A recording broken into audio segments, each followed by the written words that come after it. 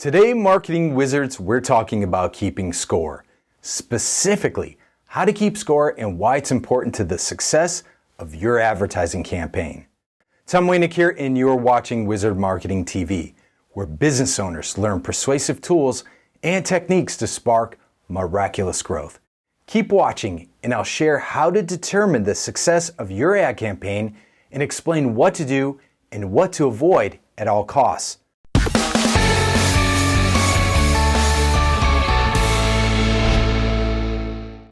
Today's question comes from viewer Matt Barnes. My main man Matt wants to know, how do I measure the effectiveness of my ads? Straightforward and to the point. I like it. And what an important question for any marketing wizard. If you can relate, you're going to love this. Thank you for asking this question, Matt. It's an excellent one. Defining how you plan to measure the success of your advertising campaign is absolutely critical. How do you know that you've grabbed your prospect by the heart with a clear and compelling message? How do you know that you've convinced her that not buying from you would be the dumbest thing she could do? After all, you've got to know what works. As I've said before, throwing darts at a board is not an effective marketing strategy.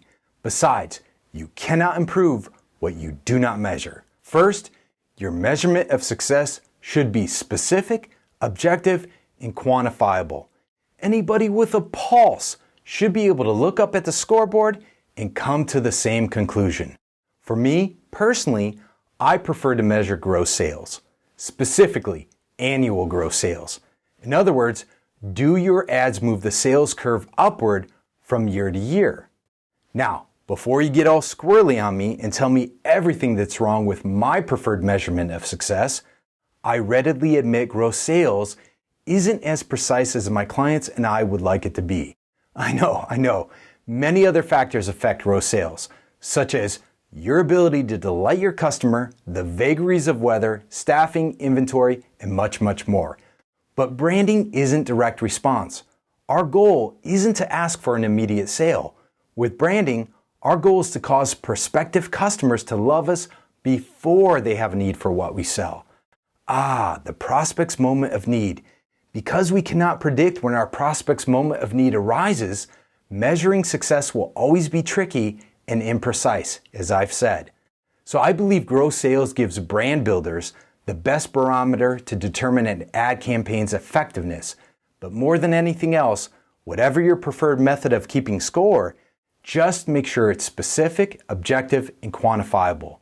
Which means I'm not a fan of pulling customers and asking, well, how did you hear about us?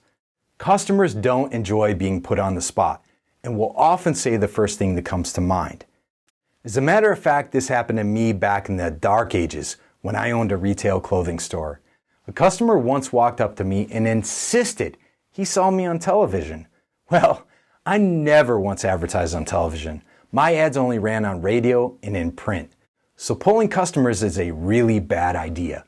Do yourself a favor. The next time you're tempted to ask, where did you hear from us? Don't. Stick with a more concrete measurement of your progress. All right, my marketing wizards, did you like this video? Then please subscribe and share it with your peeps. And let me hear from you. Leave a comment below and make sure you send me your marketing and advertising questions. Hit me up at tom@tomwanek.com. Remember, we're in this together. I've got your back. I'll see you real soon.